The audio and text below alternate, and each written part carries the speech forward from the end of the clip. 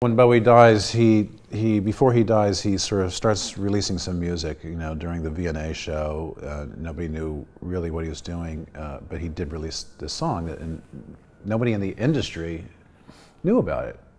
And it was seemingly a surprise to everybody except for him and his closest confidants. Here is somebody who sort of worked so closely with the idea of music as this kind of physical documentation, leaving the earth, and his last thing is like not releasing a single, but releasing a signal.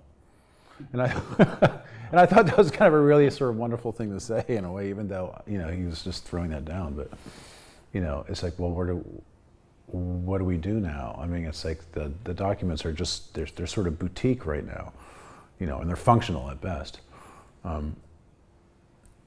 So it's kind of it's an interesting sort of transition, if not a paradigm shift. I studied here about 10 years ago with John Tilbury.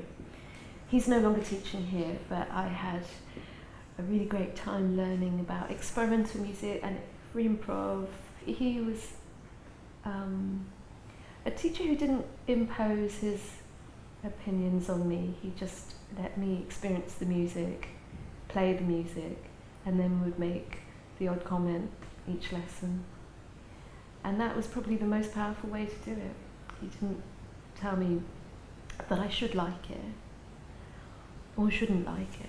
If I look back, I've been doing this for 45 years, so how can you renew yourself, and how can you continue to find freshness and that same intensity? I mean, this relates to your story about Bowie, you know, how can you do something right to your deathbed that is, in a way, meaningful and innovative? Dealing with those two extremes of the shortness of life and the length of life is very difficult as a musician. And if you can deal with both of those, then, you know, it helps.